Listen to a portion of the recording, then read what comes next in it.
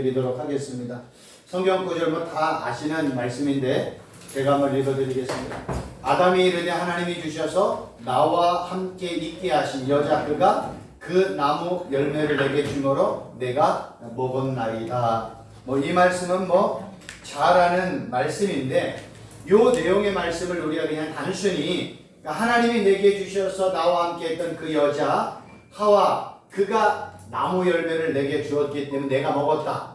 이 한글 성경은 이렇게 되어 있잖아요. 여기서 이제 중요한 요 주셔서라는 단어를 우리가 공부를 하면 이 의미가 좀 더 새롭게 다가오는 것을 볼 수 있습니다. 여기서 이 주셔서라는 단어는요, 나탄이라는 단어를 쓰는데 그 뜻을 봤더니 주다, 놓다, 두다, 세우다 이런 의미예요. 근데 이 단어가 왜 중요하냐면 법률 분야에서 이 단어가 사용이 되어지면 어떤 사람이 다른 사람에게 무언가를 넘겨주거나 지불하거나 대부할 때 요 나탄이라는 단어가 사용이 되었다는 거예요. 또 하나는요, 여자의 부모나 보호자에게 신랑이 신부를 위하여 신부의 값을 줄 때, 그러니까 과거 요 성경 시대에는 신부를 데려올 때 신랑이 지참금을 이렇게 주잖아요. 그 지참금을 줄 때 나탄이라는 단어를 사용을 하고요. 또는 신부의 아버지가 딸을 위해 결혼 지참금을 줄 때도 요 단어가 사용이 되었다는 거예요. 그러니까 신랑이 신부를 데려올 때 또는 신랑 아버지가 신부에게 야 너 이거 결혼 지참금으로 써, 또는 법률적인 의미, 법적인 의미에서 누군가 뭔가를 넘겨주거나 돈을 지불할 때 이 단어가 사용이 되었다는 겁니다. 그러면 이런 내용들을 근거로 해서 하나님이, 아담이 이르되 하나님이 주셔서 나와 함께 하신 여자 그가 그 나무 열매를 내게 주므로 내가 먹었나이다 라는 뜻은 뭐냐면 마치 아담이 하나님에게 이렇게 표현하는 거예요. 하나님이 하와의 부모가 되어서 자기에게 신부인 하와를 주었다는 것을 지금 강조하고 싶은 거예요. 하나님이 주셨잖아요. 지금 요 얘기하는 거예요. 하나님이 주셨기 때문에 내가 이 죄의 열매를 먹지 않았습니까? 지금 아담이 이렇게 불평하는 거예요. 그러니까 죄의 근원을 누구에게 지금 돌리고 있는 거예요? 하나님. 이게 문제라는 거예요. 이게 우리가 요 나탄이라는 단어를 배우지 아니하면 요 의미를 그냥 한글 성경으로도 이해가 되어지지만 지금 요 주셔서라는 단어는 마치 하나님이 하와의 아버지가 되어서 아담인 나에게 신부를 주었잖아요. 그 주셨던 그 신부 때문에 이런 사단이 난 겁니다.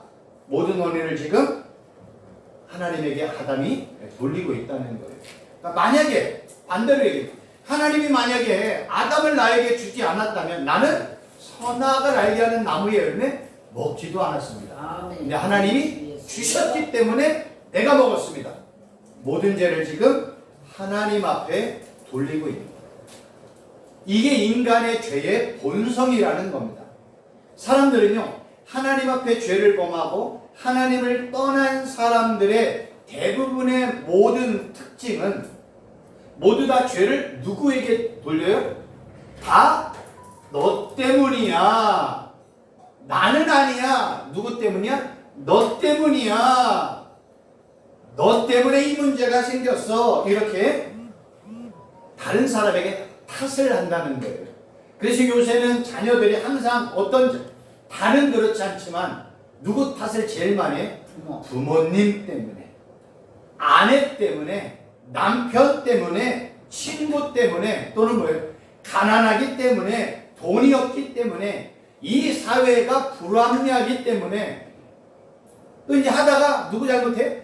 대통령 때문에 이런 얘기를 하는 거예요. 내 잘못은 있다 없다? 하나도 없다. 그러나 하나님의 은혜를 깨달은 사람은요, 고백이 달라요. 다 문제는 누구 때문에 그래? 나 때문에 그렇다라고 이야기를 합니다. 그래서 바울이 이런 고백을 하죠. 내가 죄인 중에 괴수입니다. 이 모든 것들 다 나 때문입니다. 내가 전도하다가 사고 난 거 그건 나 때문입니다. 교회가 어려움이 생긴 거 그거 나 때문입니다. 뭐 고린도 교회 여러 가지 뭐 4분 5열로 나눠진 거 내가 기도하지 않았기 때문입니다. 이렇게 다 내가 죄인 중에 괴수라고 하나님 앞에 나아가는 거예요.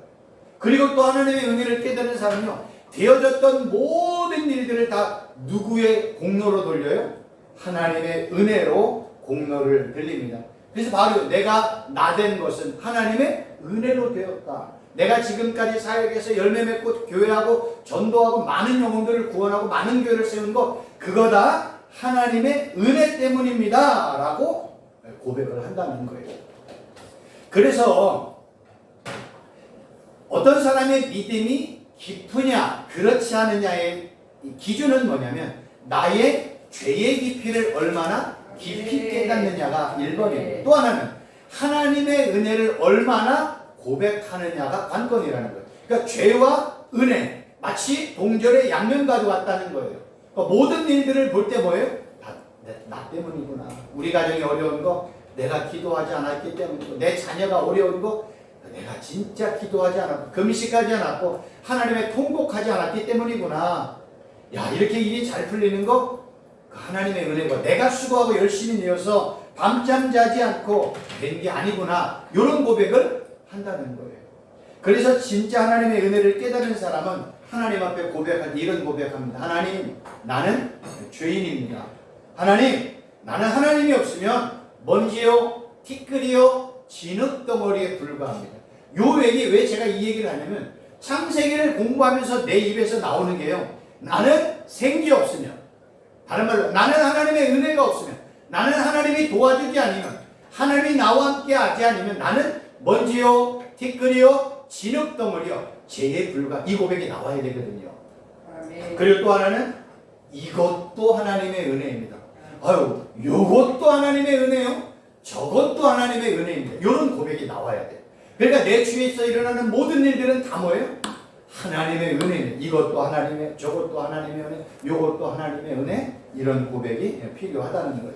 그러나 은혜가 떨어지고 하나님 앞에 불순종하면 다 뭐예요? 다 너 때문이야. 이렇게 고백을 한다는 겁니다. 이것이 이제 하와의 변명이에요. 그러면 하와만 변명하나요? 아담만 변명하나요? 누구도 변명해요? 우리도요. 하와도 변명을 하잖아요. 하와가 이제 뭐예요? 여호와 하나님이 여자에게 이르시되 내가 어찌하여 이렇게 하였느냐? 여자가 이르되 뭐예요? 뱀 때문에 그렇다 이거예요. 아담은 하와 때문에, 하와는 누구 때문에? 뱀 때문에 그렇다. 뱀이 나를 꿰었기 때문에. 그럼 이 꿰다라는 단어가 무슨 뜻인지를 보면 나샤라는 단어를 쓰는데요, 요 뜻은요, 속이다, 미혹시키다, 길을 잃게 하다, 잘못 인도하다, 방황하게 하다, 현혹시키다. 그러니까 우리는 단순히 그냥 꿰다라는 잘못 한 단어를 우리가 한글로는 알지만 히브리어로 이 꿰다라는 단어가 나샤라는 단어를 보면 이러한 다양한 표현을 가지고 설명을 하고 있다는 거예요. 그리고 이 나샤라는 단어는요, 사람의 마음을 훔칠 때 이 단어가 사용이 되어졌습니다. 그래서 지금 하와는 지금 뱀 때문에 이렇게 뱀이 나를 꿰물어, 그러니까 뱀이 나를 속이고 미혹시키고 길을 잃게 하고 잘못 인도하게 하고 방황하게 하고 현혹하게 했기 때문에 내가 죄를 지었습니다. 이 고백을 한다는 거예요. 그러니까 우리가 이 단어를 알면 뱀이 나를 꿰는다는 거, 그냥 나를 속였구나 정도의 의미가 아니라 나를 미혹시키고 내가 가야 될 진리의 길에서 좀 길을 벗어나서 잃게 하고 잘못 가게 하고 방황하게 하고. 그러니까 성경에서 올바른 길은 뭐예요? 예수님이 길이잖아요. 그래서 길이신 예수님에게서 좌로나 우로나 치우칠 때 갈팡질팡을 뭐예요? 길을 잃다, 방황하다, 술 취했다, 이런 표현을 쓰는 거예요. 유리하다. 예, 성경이 술 취했다는 표현은 뭐냐면 진리라는 길을 향해 갈 때, 주님이 주셨던 길을 갈 때 길에서 좌로나 우로나 치우칠 때 요거를 방황하다, 술 취했다, 이런 표현을 같이 쓴다는 거예요. 그러니까 이런 단어를 통해서 결국은 뱀이 여자를 미혹시켜서 하나님이 원하는 그 순종의 길에서 벗어나게 했다. 우리가 알고 있는 것처럼 하와는 뱀의 말을 들었잖아. 원래 하와 아담은 누구의 말을 들어야 돼? 하나님. 하와는 하나님의 말을 듣는데 아담은 아내의 말을 듣고 하와는 뱀의 말을 들었단 말이야. 결국 아담과 하와는 누구의 말을 들어야 돼요? 하나님. 하나님의 말씀을 들어야 되는데 지금 뱀의 말을 들었잖아요. 그리고 모든 것을 뱀의 잘못으로 돌리잖아요. 뱀이 꿰었어. 길을 잃게 했어. 그러나 이 길을 선택한 건 누구예요? 하와가 선택했다. 하와. 그러니까 요걸 우리가 잘 알아야 돼요. 뱀은요, 우리에게 많은 여러 가지 상황이나 여건이나 환경을 통해서 우리를 유혹하잖아요. 그래서 옛날에 그런 얘기 들으셨어요? 우리가 5만 가지의 생각이 있다. 5만 가지. 그러니까 사람은 5만 가지의 생각을 한다잖아요. 그러면 거꾸로 얘기하면, 이걸 좀 비틀어서 얘기하면 악한 사단은 우리에게 몇 가지를 역사해요? 5만 가지를 역사한다니까요. 유혹한다. 5만 가지라면 우리의 삶 전역에 악한 사단이 지뢰나 어떤 함정이나 걸림돌들을 우리 뒤에 깔려놓는다는 거예요. 아멘. 그러니까 내가 집에 들어가도, 내가 우리 교회에 오고, 뭐 신학교에서 공부를 해도 우리 뒤에 악한 사단이 5만 가지의 유혹과 걸림돌과 함정과 지뢰와 폭탄을 펼쳐놓는 거예요. 그러니까 우리가 이거를 잘못하면 뭐예요? 밟으면 어떻게 해요?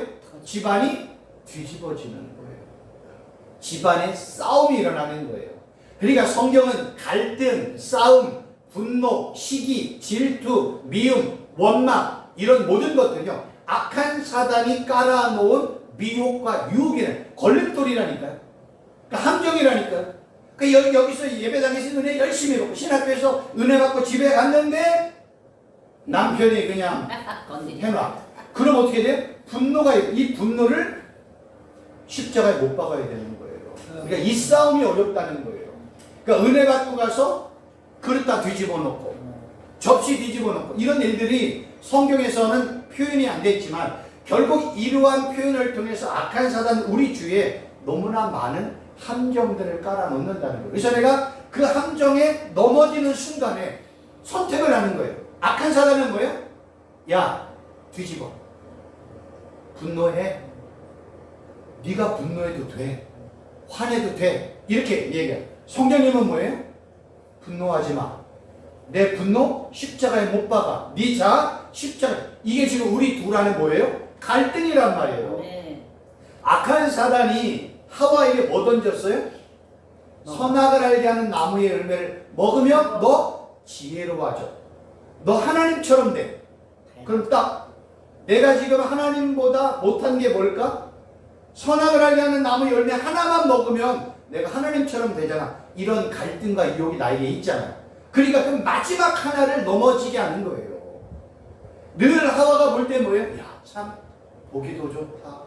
보기가 좋은 게 맛도 있네. 야, 지혜롭게 할 만큼 탐스럽네. 야, 진짜 먹고 싶다. 왜요? 늘 가면 뭐예요? 이게 동산 저 꼭대기에 있으면 되는데 어디 있어요? 동산 중앙에 있네. 오면 십자가야. 매일 들어오면 제일 먼저 십자가야. 늘 십자가 앞에 보여. 뭐 어떻게 돼요? 견물생심이라고. 이 유혹을 넘어서기가 어렵다니까요. 그러니까 뭐 하라는 거예요? 먹고 싶어? 미칠 지경이죠. 그런데 거기에 누가 불을 지폈어요? 뱀이 불을 지핀 거예요. 먹어도 안 죽어. 하나님은 먹으면 죽어. 뱀은 안 죽어. 너 이거 먹으면 하나님의 지혜를 쓰고 너도 하나님처럼 될 수 있어. 그럼 뭐예요? 다 해결이 되잖아요. 먹어서 안 죽네. 그러니까 나도 하나님처럼 되네. 넘어가야 안 넘어가? 100% 넘어가죠. 넘어가죠. 그러니까 이러한 유혹이 있다는 거예요. 그래서 우리가 핑계, 탓, 변명 이런 것들을 하지 않으려면 우리는 뭐예요? 사람의 말, 부모의 말, 친구의 말, 이웃의 말을 들으면 안 된단 말이에요. 근데 우리 교회 제일 먼저 들리는 게 누구예요? 부부의 말, 가족의 말, 친구의 말, 형제들의 말이잖아요. 이웃들의 말이잖아요. 하나님은 또 그런 말들을 통해서도 역사한단 말이에요. 그런데 그 말들을 내가 진리의 말씀에서 옳고 그름을 분별할 수 있는 성숙함이 있으면 상관이 없는데 대부분의 많은 사람들은 뭐예요? 그러한 분별력이 없다는 거예요. 여러분 지금 대학생들이나 중고등학생들이 자기가 문제가 생겼을 때 제일 먼저 1차로 상담하는 자가 누군지 아세요? 친구래요, 친구. 그 퍼센트가 40%가 된대요, 40%. 그러니까 문제가 생기면 누구 찾아가요? 친구끼리. 아무것도 모르는 친구끼리, 야, 이거 어떻게 했으면 좋겠냐? 이렇게 얘기하는 거예요. 그게 40% 정도가 된대요. 그 문제를 가지고 부모를 찾아가든지, 아니면 교회 목사님을 찾아가든지, 안 한다니까요. 쉬운 게 누구예요? 친구한테. 우리 뭐 목사님들도 누구 찾아가요? 친구 목사님 가가지고 야 이거 어떻게 했으면 좋겠냐. 내가 문제가 생기면 어떻게 해요? 하나님 앞에 가라는 거예요. 이게 이제 우리가 이러한 내용들을 통해서 깨달아야 된다. 왜냐하면 성경이 분명하게 강조하잖아요. 예수님만이 길이요 진리요 생명이다. 그러니까 우리는 어떤 일이 생기면 제일 먼저 예수님을 찾아야 된다는 거예요. 제가 지난번에 한번 언급을 드렸는가 모르겠는데, 그 바울이 이렇게 이제 불의하게 법정에서 소송을 당하고 있을 때 바울이 누구에게 호소를 하냐면 내가 가이사에게 상소하노라 라는 부분이 나와요. 내가 가이사에게 상소합니다 라는 내용이 나와요. 근데 이 가이사에게 상소한다 할 때 이 상소하나라가요 에피칼레오라는 단어를 쓰는데, 이 단어가 왜 중요하냐면 이 상소한다라는 단어는요 예배 때 하나님 앞에 고백하는 단어가 이 에피칼레오예요. 근데 이 단어의 뜻은 뭐냐면 상소하다, 청원하다. 하나님 앞에 상소하고 청원하는 거예요. 근데 이 단어가 어디에 쓰이냐면요 예배 때 사용이 되어졌대요. 상고가 아니고 상소예요. 우리가 왕에게 상소합니다. 그래서 옛날에 막 신문 고쳤잖아요. 네. 그러니까 제일 힘이 있는 권세자나 왕이나 권력가에게 나의 부족한 부분, 나의 억울한 부분을 상소합니다 라고 할 때 이 상소라는 단어가 쓰는 거예요. 그래서 바울이 나 가이사에게 상소한다, 황제 가이사에게나 상소하고 청원합니다, 이 표현이 예배 때 하나님 앞에 고백되어지는 표현이라는 거예요. 그럼 우리가 하나님, 예수님, 성령 하나님을 언제 불러요? 예배 때 부르잖아요. 그럼 우리는 예배 때 하나님, 예수님, 성령 하나님 상소합니다, 상소합니다, 상소합니다라고 고백하면 우리의 상소가 하나님 앞에 올려진다는 거예요. 아멘. 엄청난 거예요. 아멘. 그러면 우리가 평소에 내가 걸어 다닐 때, 집에 있을 때, 어느 장소에 있든지 간에 내가 예수님, 성령 하나님, 여호와 하나님 아버지 상소합니다, 상소합니다, 상소합니다. 내가 아무 얘기를 안 해도 하나님 전능자잖아요. 전지하시잖아요. 네. 그럼 내가 상소한다는 고백만 해도 내 안에 어떠한 억울함, 분노, 원통함, 이러한 모든 것들을 하나님 앞에 내려놓는 고백이 뭐예요? 상소한다는 거예요. 그래서 우리가 하나님 상소합니다, 예수님 상소합니다, 성령 하나님 상소, 이런 고백을 자주 해야 된다니까요. 우리가 그러면 걸어다닐 때 예수님 상소합니다 고백하면 그 장소가 뭐가 되는 거예요? 기도요. 예배의 장소가 된다니까요. 예배자. 이런 상소는 어디서? 예배 때 고백이 되어지면 우리가 꼭 예배처 안에서만 이거예요. 걸어다닐 때 예수님 상소합니다, 성령 하나님 상소합니다, 여호와 하나님 아버지 상소합니다. 그러면 그 자리가 예배의 자리. 그래서 저는 올 때 차 안에서 예수님, 성령 하나님, 여호와 하나님 아버지 상소합니다, 상소합니다, 상소합니다. 이 고백을 자주 하셔야 돼요. 우리가 이 땅을 살아갈 억울한 일이 많이 있단 말이에요. 그 억울한 일을 사람에게 쏟지 말고 누구 앞에? 예수님, 성령 하나님, 여호와 하나님 아버지 상소합니다, 상소합니다, 상소합니다. 고백하면 다 되는 거예요. 네. 뭐 이거 해결할 필요도 없어. 그냥 예수님 상소합니다. 그 문제, 내 안에 분노가 있어. 예수님 상소합니다. 이 분노 해결해 달라는 거야. 문제, 예수님 상소합니다. 이 고백을 한번 해보시라는 거예요. 아멘. 중요한 건 뭐예요? 얼마나 자주 하냐가 관건이에요. 이걸 알려줘도요 잊어버리면 망각의 늪에 빠져서 잊어버리면 땡이에요. 그래서 이 고백대로 하나님 앞에 상수하는 건요, 우리 하나님의 자녀들의 특권이거든요. 옛날에 뭐 백성들이 왕에게 상수하면 여러 가지 상황이나 환경 때문에 이걸 뭐 없애기도 하고 뭐 하기도 하고, 요새 뭐 대통령 뭐 어디 청와대에 뭐 상수 올렸는데 뭐 30만 명이 되어야 뭐 어떻게 되잖아요. 우리는 그냥 하나님 앞에 하나님 상수합니다. 나 하나의 상수권을 가지고 하나님이 역사하신다니. 아멘. 우리는 뭐 대통령에게 뭐 올라갈 것 필요도 없어. 우리는 전지전능하신 하나님 앞, 하나님 나 상수합니다. 예수님 나 상수합니다. 하나님 아버지 성령님 나 상수합니다. 해결해 주세요. 이렇게 기도하고 선포하고 고백하는 게 엄청나다는 겁니다. 이거를 하루에 자주 해보세요. 자주라는 건 100번 넘게. 1000번이라고 제가 말씀을 드리고 싶지만 1000번은 저도 하다가 헷갈려요. 그러니까 1000번은요 할 수가 없어. 그냥 자주 고백하는 게, 그리고 믿음으로 고백하는 게 큰 은혜임을 깨닫고 한번 그렇게 해보시기를 바랍니다. 그러면 이제 그 다음 단계 창세기 3장 14절 21절 부분에 이제 우리가 14절에 대한 부분을 한번 보도록 하겠습니다.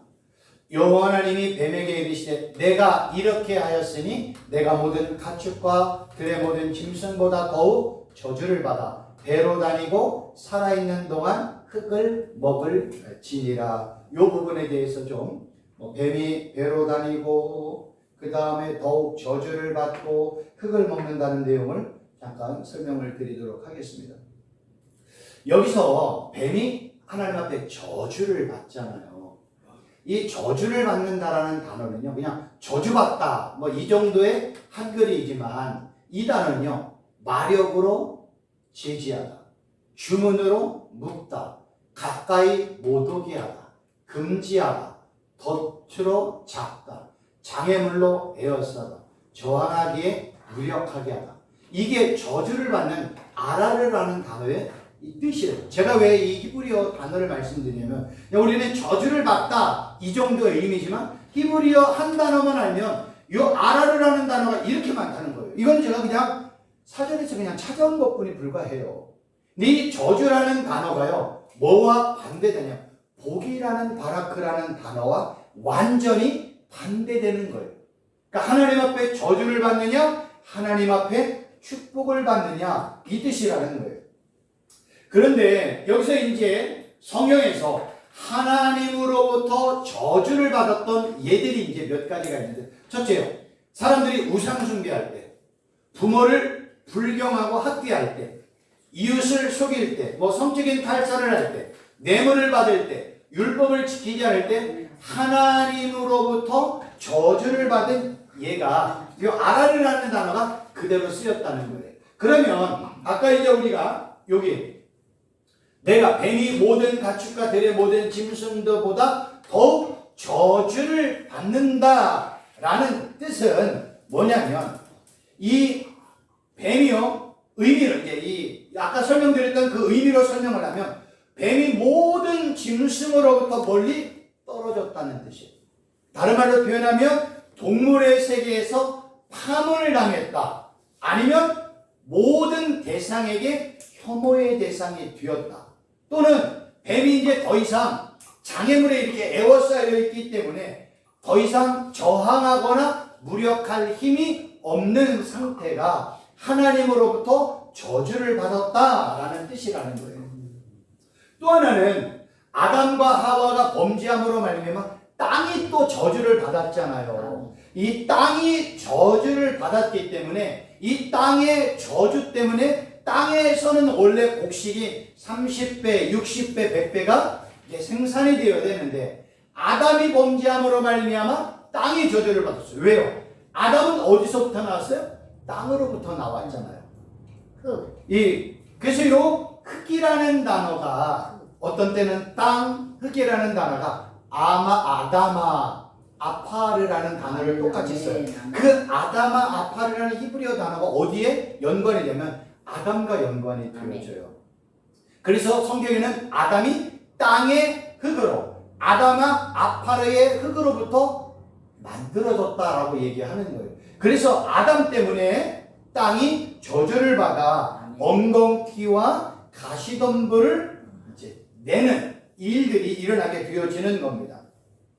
결국 성경은요, 하나님 앞에 불순종한 아담과 하와가 땅에서 수고할 때 맺혀지는 열매는 뭐예요? 가시덤불과 엉겅퀴라는 거예요. 그래서 하나님의 저주의 상징, 심볼로요, 구약 역사를 보면 땅에서 뭐가 나와요? 가시덤불, 엉겅퀴가 나온다니까요. 하나님의 저주를 받은 땅은요, 신앙들이 있잖아요. 그리고 땅이 황폐해서 가시덤불과 엉겅퀴가 나오는 거예요. 이게 다 어디서부터 시작된 거예요? 아담의 범죄로부터 시작이 되어지는 거예요. 그래서 하나님의 저주의 상징은 가시덤불과 엉겅퀴라는 겁니다. 왜냐하면 모든 축복은 누구로부터 와요? 하나님으로부터 오잖아요. 축복도 하나님, 열매도 하나님. 그럼 아담이 다시 땅에서 풍성한 열매를 맺으면 뭐 해야 돼요? 회개하고 다시 하나님의 말씀에 순종하는 길뿐이 없다는 거예요. 그런 일들이 이제 구약의 역사에 쫙 나오는 거예요. 아담의 불순종으로 말미암아 이제 하나님이 회복을 해주셨잖아요. 가죽옷을 입혀주셨잖아요. 그리고 이제 구약의 역사는 뭐예요? 하나님의 순종의 역사와 하나님의 불순종의 역사가 쫙 나오는 거예요. 그래서 순종하는 왕, 불순종하는 왕.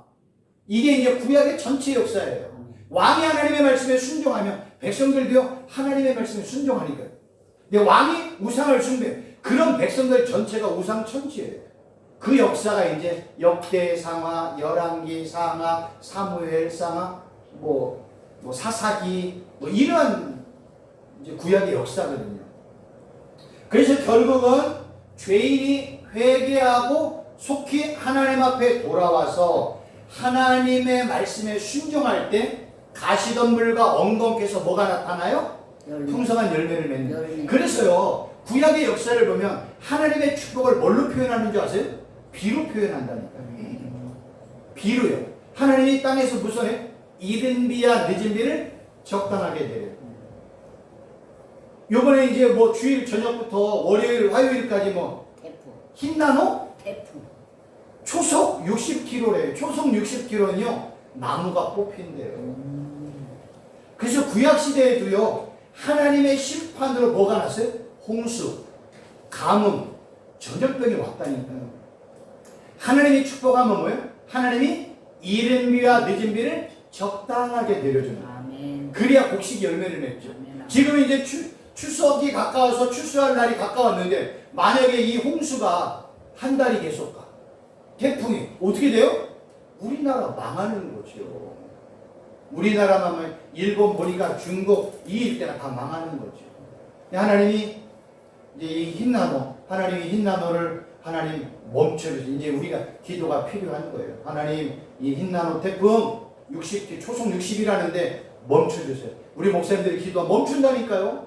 기도하셔야 돼요. 아멘. 저도 이제 가면서 기도, 하나님 저 흰나노 초속 60km라는데 멈춰주세요. 아멘. 왜냐면 난리가 나거든요. 이 일본 보니까요, 이게 일본이 이렇게 들어왔잖아요. 난리가 났어요.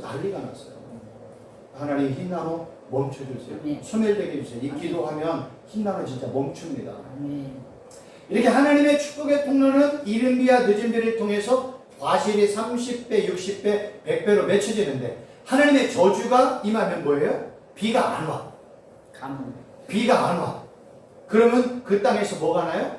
가시덤불과 엉겅퀴가 난다는 겁니다. 그래서 지금 여기에서 이제 저주를 받고 뱀이 배로 다니고 살아있는 동안에 흙을 먹는다 할 때 여기서 이 흙이라는 단어는요, 여러분들 기억나세요?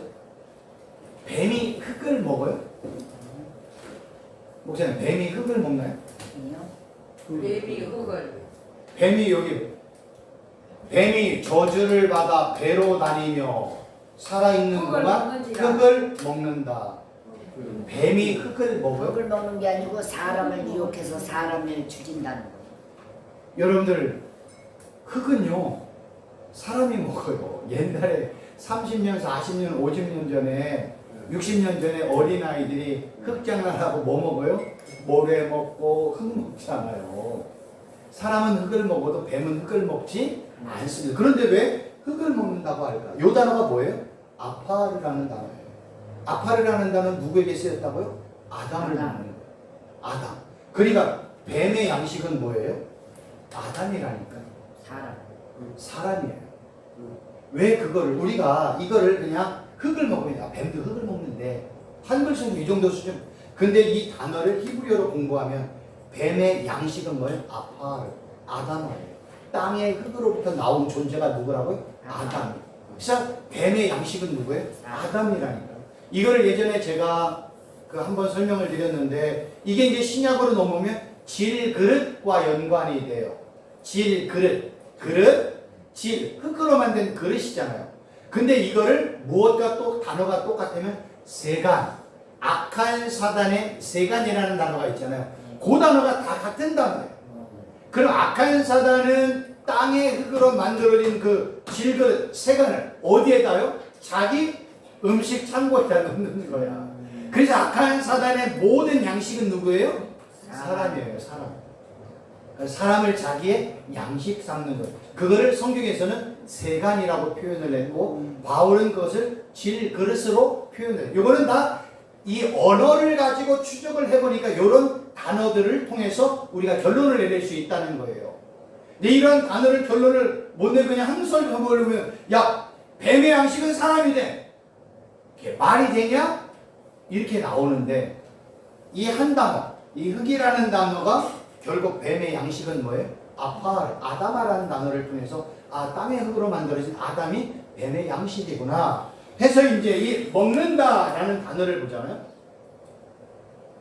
여기서 먹는다라는 단어는 그래서 아까 이 땅의 흙을 먹는다고 그랬잖아요. 먹는다라는 악할 단어를 쓰는데 먹다, 삼켜버리다, 소멸하다, 멸하다라는 의미가 있다는 거예요. 이 악할이라는 단어가 비유적으로 사용이 되어지면 어떤 사람이나 어떤 사물을 파멸시킨다는 뜻이고요. 고난의 의미가 여기에 있어요. 그래서 가뭄, 불, 전쟁, 질병 이러한 것들을 통해서 하나님이 하나님의 말씀에 불순종하는 이스라엘 백성들에게 고난을 주고 그들을 질병이나 가뭄이나 불이나 전쟁이나 전염병을 통해서 그들을 뭐예요? 파멸시키고 소멸하는 거예요. 그러니까 하나님이 이런 단어를 쓴다는 거예요. 근데 문제는 때로는 탐욕스러운 압제자들과 이방 민족들과 벌레나 사악한 짐승들이 삼켜버릴 때 이 단어도 쓰는 거예요. 그래서 누가 사용을 할까요? 악한 사단도 사용한다는 거예요. 악한 사단이 하나님의 말씀에 불순종하는 사람들을 이러한 여러 가지 상황이나 환경이나 여건들, 아까 제가 말씀드렸던 분노, 시기, 질투, 미움, 원망, 혈기, 짜증, 용서하지 못하는 것, 믿음 없는 것, 사랑하지 못하는 것들을 활용하여 우리를 뭐예요? 파멸시키는 거예요. 그러니까 악한 사단도 이용할 수 있다는 거예요. 하나님이 이용하는 것을 똑같이 악한 사단도 이용하고 활용해서 우리들을 뭐예요? 삼켜버리는 거예요. 그래서 땅의 흙을 먹는다는 거. 지금 악한 사단이 아담과 하옥을 미혹했잖아요. 그들을 뭘로 뭐예요? 이러한 미혹과 괴계로 아담과 하와를 파멸시켰잖아요. 그걸 삼켜버렸다, 파멸시켰다, 소멸하다라는 단어로 먹는다라는 표현이지. 그냥 땅의 흙을 먹는다 이런 뜻은 아니란 말이에요. 그래 우리가 히브리 단어를 모르면 이 단어 해석할 방법이 없잖아. 야, 뱀이 땅의 흙을 퍼먹는데 뱀도 배고프면 딱 퍼먹나봐, 흙 퍼먹나봐 이런 뜻이 아니라 악한 사단은 이러한 가뭄이나 불이나 전쟁의 여러 가지 상황이나 어려운 환경이나 사건들을 통해서 우리를 미혹하고 넘어지게 해서 우리를 뭐예요? 파멸시키는 거예요. 그거를 흙을 먹는다.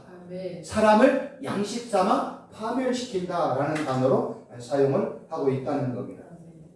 그래서 성경은요, 악한 사단을 설명할 때 참소자, 중상자, 비방자, 악마, 사악한 자, 적대자, 대항자, 살인자, 거짓말장이, 강도, 도둑 이런 단어를 쓴다니까요. 이게 다 누구에게 응답? 악한 사단과 그의 줄기들에게 역사예요. 그래서 신약시대 예수님이 뭐예요? 나보다 먼저 온 자는 강도요, 절도요, 도적이다. 다 누구 얘기하는 거예요? 요 악한 사단을 얘기하는 거예요. 뭐 예수님 앞에 와가지고 뭐 이단들은 악한 사단의 그냥 추종자들, 졸개들에 불과하다니까요. 진짜는 뭐예요? 이런 도둑, 절도, 강도는 누구예요? 악한 사단을. 그래서 이러한 내용들을 보면 악한 사단 어떻게 역사해요? 참소하고 중상하고 비방하고 사악하고 적대적이고 대항하고 살인하고 거짓말쟁이하는 거예요. 이게 다 뭐예요? 악한 사단의 역사하는 방법이라는 겁니다. 그러니 이러한 악한 사단의 우리가 이런 역사를 안다면 우리는 뭐 해야 돼요? 깨어 근신해 있어야 되잖아요. 여러분, 아담이 하나님의 말씀에 불순종하는 순간, 하와가 하나님의 말씀에 불순종하는 순간 아담과 하와는 악한 사단에 뭐가 됐어요? 밥이 됐다니까요. 양식이 됐다니까요. 악한 사단에게 삼켜버렸다니까요. 악한 사단에게 삼켜버렸다는 건 뭐예요? 하나님으로부터 멀어졌다는 거예요. 하나님의 은혜의 자리에서 멀어졌다는 거예요. 결국 아담과 하와는 악한 사단에게 삼켜버렸고 미혹에 넘어갔기 때문에 결국 뭐예요? 에덴 동산에서 쫓겨나는 일이 일어났잖아요. 그러니까 성경은 뭐라고 그래요? 깨어라, 근신하라, 이렇게 우리에게 경고하고 있습니다. 그래서 우리가 잘 알고 있는 근신하라, 깨어라, 너희 대적 마귀가 우는 사자같이 돌아다니며 삼킬 자를 찾는다라고 베드로 사도가 이렇게 증거를 했습니다. 그럼 여기서 중요한 이제 몇 가지 단. 근신하라, 깨어라는 나중에 설명드릴게요. 너희 대적 마귀가, 대적하라는 게 뭐예요? 안티디코스라는 단어인데 뭐예요? 대항하다, 고소하는 자예요. 이 단어도요, 법정에서 어떤 사람을 고소할 때 이 대적이라는 단어를 쓴다니까요. 근데 이 법정에서 고소하는 걸 우리가 어디서 봤어요? 욥기에서 볼 수 있잖아요. 하나님의 법정 안에 누가 왔어요? 악한 사단이 와서 하나님 앞에 참소하잖아요. 뭐예요? 대적하고 고소하잖아요. 누구를? 욥을. 그런 내용들이 이 대적이라는 거예요. 그럼 마귀라는 뜻은 뭐예요? 디아블로스라는 뜻인데 중상자, 비방자, 마귀라는 뜻이에요. 그래서 우는 사자는 사자가 이렇게 우는 게 아니라 운다라는 단어는 뭐예요? 으르렁거리다, 표호하다라는 거예요. 그러니까 으르렁거리는 사자 이렇게 표현하는데 한글 성경은 우는 사자가 우는 거 봤어요? 배고파요, 배고파요 이렇게 울어요? 그러니까 한글 성경은 이렇게 표현하는 거예요. 우는 게 아니라 뭐예요? 으르렁거리고 표하는 거잖아요. 사자가 표하면 얼마나 무서워요. 그렇게 표하고 으르렁거리면서 사람들을 뭐예요? 미혹하고 넘어지게 하고 있다는 거예요. 악한 사단이요, 진짜 무섭다니까요. 그러니까 우리 이 악한 사단, 이런 우는 사자처럼 으르렁거리며 지금도 우리 주위에서 여러 가지 5만 가지의 비방이나 아니면 함정이나 걸림돌이나 지뢰 같은 거를 갖다 놓고 우리를 뭐예요? 넘어지게 하는. 그래서 많은 사람들이요, 뭐에 넘어지냐면 죽음의 두려움에 넘어진다니까요. 악한 사람이 좋은 방법이 두려움이에요. 죽음. 사람은 이 죽음에 대해서 넘어서야 되는데 예수 믿는 사람은 죽음을 초월하는 거예요. 왜요? 우리는 뭐가 있기 때문에? 영원한 생명이 있잖아요. 그러니까 영원한 생명을 소유한 자는 죽음을 넘어선 자거든요. 죽음을 이게 유월한 자인데 예수 믿는 사람 중에서 너무나 많은 사람들이 죽음에 매여 있단 말이에요. 그래서 악한 사단이 성도나 예수님을 믿지 않는 사람을 뭘로 유혹해요? 죽음으로 미혹한다니까요. 우리는 죽음에 두려워하면 안 돼요. 아니, 우리가 죽으면 그 순간에 천국인데. 근데 죽음에 예수 믿는 분들이 죽음에 무너져서 두려워서 벌벌 떨고 있는 이러한 사태가 생각보다 많이 있다는 거예요. 그러니까 악한 사단이 뭐예요? 인간이 가장 연약한 그 죽음을 통해서 미혹한다니까. 그래서 질병. 그래서 이 질병 걸리면 야, 나 죽으면 어떡하지? 야, 이거 나 건강 잃어서 이렇게 나 죽으면 어떡하지? 그래서 지금 맨날 뭐 100세 시대며 건강해야 된다. 이거 지금 세상에 판을 치고 있잖아요. 우리는 죽음을 초월하고 예수 생명으로 영원한 생명을 얻고 살아가는 하나님의 백성들, 하나님 하늘의 시민권자를 갖고 있는 자들인데 그거를 우리가 넘어설 줄 알아야 됩니다. 그래서 이런 악한 사단의 이 대적을 이기기 위해서 우리가 뭐 해야 돼? 근신하라. 근신이라는 단어가 한글로 무슨 뜻이에요? 근신하다. 조신하게 있는 게 근신이에요? 어렵단 말이에요. 히브리어 헬라어는 뭐예요? 술 취하지 않다, 정신 차리고 있다, 침착하다. 그러니까 근신하라는 건 뭐예요? 정신 똑바로 차려. 정신이 흔들리면 안 돼. 혼란하면 안 돼. 영적으로 깨어 있어야 돼. 진리 가운데 서 있어. 정신 차려 이 친구야. 이렇게 나오는 거예요. 아멘. 정신 차려야 돼. 정신을 차리려면 우리가 어떻게 돼요? 깨어있어요. 진리의 말씀으로 내가 가득 차 있고 진리로 인도, 진리의 말, 하나님의 말씀의 인도함을 받고 예수님의 인도함을, 성령 하나님의 인도함을 받아야 된다니까. 아멘. 그래서 성경이 뭐예요? 근신에 이건 뭐예요? 하나님의 말씀으로 굳건하게 서 있어. 좌로나 우로나 치우치지 마. 세상의 것과 하나님의 것을 혼돈해서 정신이 흐트러지면 안 돼. 이 얘기하는 거예요. 그러니까 예수 믿는 분들은요, 예수 믿는 성도들은요, 진리 가운데 똑바로 서 있기 때문에 좌로나 우로나 흔들리지가 않는 거예요. 그러니까 정신을 곧게 갖고 있는 거예요. 이게 이제 근신하. 그래서 이제 근신하라는 뜻은 허탄한 신하들의 교활한 유혹, 뭐 이런 표현들. 하나님의 거스리는 모든 일들을 회피하고 하나님께로 올바로 다가가는 거예요. 왜 그러냐면 아까도 말씀드렸지만 구약 시대에 하나님 앞에 똑바로 서는 거를 의라고 얘기를 해요. 의. 그러니까 의는 뭐냐면 체데카라는 단어를 쓰는데 하나님과 피조물과의 관계가 올바로 세워져 있을 때 이거를 의라고 얘기를 해요. 또는요 하나님 예수님 자체를 의라고 얘기해요. 그래서 하나님은 야 세상에 무슨 의인이 어디 있어? 아무도 없지. 다 죄인이지. 누구만 의인이야? 예수님만 의인이라는 거예요. 근데 그 의로우신 예수님과 피조물인 내가 올바른 상태에 있을 때 이것도 의라고 얘기하는 거야. 그러니까 내가 예수님을 믿고 하나님의 말씀을 쓰는데 이걸 의라고 얘기하는 거야. 그럼 그 의로운 상태에 있는 나를 하나님이 뭘로 인정해줘요? 너는 의인이야. 요 하나님과의 관계가 불완전해. 너는 뭐예요? 죄야. 그럼 불의한 거야. 너는 죄인이야. 이렇게 얘기한다니까.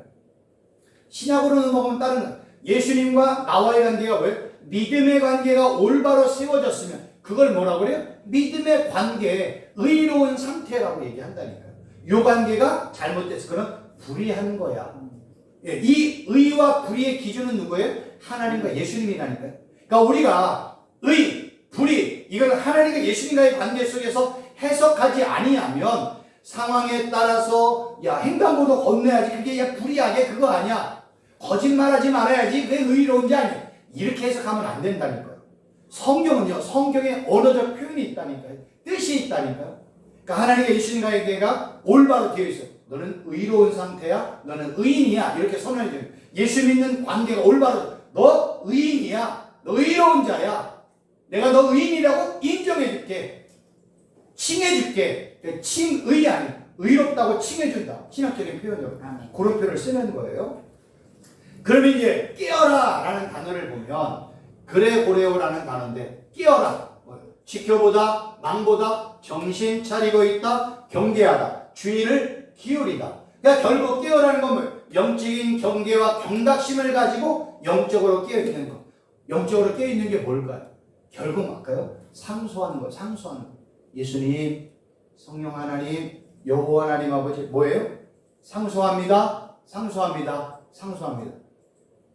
한번 딱 같이 한번 해볼까요? 우리 예수님, 성령 하나님, 여호와 하나님 아버지 상소합니다. 상소합니다. 상소합니다. 근데 이걸 할 때 예수님, 성령 하나님 이게 아니에요. 따라해보세요. 예수님, 이제 해보라니까요. 진짜요. 예수님, 성령 하나님, 여호와 하나님 아버지 상소합니다. 상소합니다. 상소합니다. 이게 중요하더라고요. 제가 해봤어요. 예수님, 성령 하나님, 여호와 하나님 상소합니다. 상소합니다. 상소합니다. 기준점. 예수님, 성령 하나님, 여호와 하나님 아버지 상소합니다. 상소합니다. 진짜 상소가 되는 것 같아요. 해보라니까요. 걸어가다가 예수님, 성령 하나님 상소합니다. 상소합니다. 누가 알아? 아무도 모르지요. 요새 또 뭐예요? 마스크 쓰고 있잖아요. 마스크 쓰고 있으니까 지하철 버스 예수님, 성령 하나님 상소합니다. 상소합니다. 상소합니다. 이게 끼어있는 거라니까요. 왜 그러냐면 성경에는요, 예수님의 이름, 하나님의 이름 자체가 뭐예요? 그게 권세라니까요. 예수님의 이름이 권세라니까요. 예수님 도와주세요, 살려주세요, 돈 주세요 말할 필요. 예수님 끝. 성령 하나님 끝. 여호와 하나님 아버지 끝. 더 말할 게 뭐가 있어요? 하나님의 이름, 예수님의 이름 자체에 모든 권세와 능력과 권한이 다 들어있는데, 그래서 예배 때 뭐 하러 온 거예요? 예수님 부르러 온 거예요. 찬양으로 예수님을 부르고, 기도로 예수님을 부르고, 말씀으로 예수님의 음성을 듣는 거예요. 그래서 우리가 부르는 거예요. 그래서 예배 때 기도하고 찬양할 때 성도들은요, 목사님들은요, 간절하게 기도, 간절하게 찬양해야 된다니까요. 그 찬양과 기도 속에 고백되어지는 예수님, 성령 하나님, 여호와 하나님의 이름이 역사한다니까. 그래서 이 이름 자체가 중요하다니까. 그러니까 이름을 자주 불러야 돼요. 제가 어떤 목사님, 아주 유명한 목사, 은퇴했던 목사님, 이렇게 어디 큰 교회 가서 설교를 하고, 이제 그 내용 중에 제가 이제 그분의 이제 3편 정도 1시간 10분짜리 다 들었어요. 근데 그분이 이런 얘기를, 저는 설교 10편을 하면 10편의 주제는 다 다르지만 모든 주제의 70%는 난 11조로 끝난다. 그러니까 11조를 강조하는 목사님 맞아요. 근데 우리는 11조로 끝나면 안 돼요. 강조를 할 수 있어도. 뭘로 끝나야 돼? 예수님으로 끝나야 된다니까. 왜 예수님으로 끝나야 돼? 예수님이 뭐라고 그랬어요? 야, 이스라엘 백성들아, 창출내 민신, 시편, 서신, 선지서 전체 다 누구 얘기해? 내 얘기하잖아. 그럼 우리는 누구 얘기해야 돼? 예수님 얘기해야지. 사복음서 다 누구 예수님의 생애, 삶, 사역, 죽음, 십자가, 부활 다 예수님 얘기네. 사도행전은 무슨 얘기예요? 예수님과 만나 교제하고 예수님의 말씀을 듣고 예수님의 이적을 경험했고 예수님의 죽음과 부활을 경험했던 그들이 온 천하 만민 가운데 나가면서 전한 게 뭐예요? 예수님, 십자가, 부활, 하나님의 나라 전했단 말이에요. 그러한 모든 이야기를 기록한 게 서신서, 교회 이야기란 말이에요. 교회의 끝! 마지막에 뭘로 끝나요? 요한계시로 끝나냐? 요한계시록은 뭐예요? 신앙의 신 예수님과 신부인 교회가 만나서 마지막에 계시록 19장, 20장, 21장, 20장 천국 가서 혼인잔치하는 얘기로 끝난다니까요. 그러면 이 성경 전체가 다 누구의 얘기예요? 예수님 얘기네. 그러면 모든 목사님들의 마지막 설교의 종착지는 어떤 주제를 가지고 설교해도 마지막 결론은 뭘로 끝나야 돼요? 예수님으로 끝내야 되죠.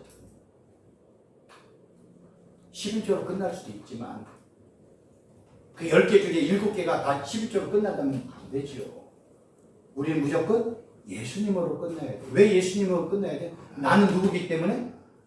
예수님의 종이잖아요. 종이 누구 얘기해야 돼요? 주인 얘기해야지. 종이 왜 자기 얘기를 해요? 종은 주인의 얘기만 해야 된다니까요.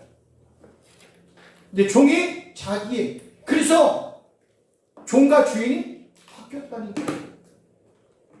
주종의 관계가 바뀌었다니까요. 우리는 예수님으로 끝나는 이야기를 이제 시도를 해야 돼. 이게 이제 우리가 몸에 배어있지 않고 입에 배어있지 않기 때문에 이게 어려운데요. 입에 배어있고 몸에 배어있잖아요. 그럼 모든 걸 뭘로 끝내요? 예수님, 하나님, 성령 하나님, 예수님으로 끝낼 수 있단 말이에요. 한번 시도해 보세요. 이걸 하려면 우리가 뭐예요? 걸어가도 예수님, 성령 하나님, 여호와 하나님하고 뭐예요? 상수합니다. 상수합니다. 상수합니다. 이런 고백이 정말로 필요합니다. 하나님이 정말로 역사하실 거예요. 하나님의 이름에 예수님의 이름에 권세가 있습니다. 아멘. 오늘은 여기까지 하도록 하겠습니다. 한 구절 성경 읽고 마칠게요. 그러니 너희는 하나님께 복종할지어다 마귀를 대적하라. 그리하면 너희를 피하랴. 하나님을 가까이 하라. 그리하면 너희를 가까이 하시리라. 어떻게 하나님을 가까이 해요? 하나님의 이름 부르는 것 외에는 없다니까요. 하나님의 이름을 부르는 것만큼 가까이 해요. 하나님을 가까이 하려면 어떻게 해요? 하나님 영이시잖아요. 영이신 하나님을 어떻게 가까이 해요? 뭐 해야 돼요? 예배. 불러야죠. 불러야죠. 부르자. 부르자. 우리 김열정 목사님 친구가 있잖아. 열정아! 라고 불러야죠. 김열정 목사님이 가고 있는데 예수요. 뭐요? 뭐예요? 김 목사님의 이름을 불러야지요. 불러야 뭐예요? 돌아서잖아요. 친구도 이름을 부르는데. 주님. 맞아요. 우린 누구 불러야 돼요? 아멘. 예수님의 이름을 네. 부르는 것이 가까이 가는 거예요. 아멘. 이것만큼 좋은 게 없어요. 아멘. 예수님의 이름을 정말로 자주 부르시고 주위에 있는 분들에게 예수님, 성령 하나님, 영 하나님, 삼위일체 하나님의 이름만 자주 부르라고. 그 기도라니까요. 그게 권세라니까요. 이거를 못 사용하게 만들었다니까요. 여태까지 악한 사단이. 이제는 자주 사용하십시오. 썩지 않습니다. 예수님의 이름 1000번 불렀다고. 야, 지목사야, 내가 귀 먹었냐? 야, 내가 귀 먹었냐? 따가워 죽겠다. 그만해라. 이렇게 얘기 안 해요. 너 왜 예수님의 이름을 안 불러? 너 왜 여호와 하나님 아버지 이름을 안 불러? 이름에 권세가 있잖아. 이름 자체가 뭐예요? 망대요, 피난처요, 산성이라고 얘기하잖아요. 그러니까 우리가 이걸 자주 불러서 진짜 하나님의 역사심을 우리의 삶의 나의 행동에서 발시요. 경험하고 예수님의 이름을 많이 전파하는 그런 복된 분들 되시기를 주님의 이름으로 축원합니다. 아멘. 질문상 오늘 배운 것 중에 상소가 뭐뭐이 포함되죠? 상소 예수님 상소합니다. 걸어가는데 그게 몇 개까지 목사님이 하고 싶은 거 다 들어있다니까요. 하고 싶은 거 다 들어있어요. 다 들어있대. 나는 예수님 네, 상수합니다. 한마디만. 하면 예수님 우리 남편 때문에 내가 죽겠어요. 밥 네. 차려주는데 힘들 네. 이런 거 한 눈에 떨어지잖아요. 네. 그냥 뭐야? 예수님 우리 그냥 사랑하는 남편 보면 예수님 상수합니다. 그럼 내 마음에 있는 모든 것들이 다 알아지는 거예요. 네. 예수님 굳이 예수님 요것도 해주시고 저것도 해주시고 네. 우리는 그렇게 할 필요가 왜요? 내가 알고 있는 거는 요것 저것 그것뿐이 몰라. 근데 우리 하나님은 전지전능하시고 나의 속 안에 있는 모든 것들, 폐부에 있는 모든 것들을 완벽하게 알고 계시잖아요. 그러니까 우리는 예수님 상수합니다. 남편에게 짜증내지 말고 예수님 상수합니다. 아멘. 하나님 상수합니다. 성령 하나님 상수합니다. 이렇게 한번 해보세요. 네. 일주일 그렇게 한번 해보시고 다음 주에 와가지고 그 결과를 얘기해 주시면 많은 사람한테 이렇게 잘 증거하시면 좋을 것 같습니다. 나도 오늘 설교 최고입니다. 아멘.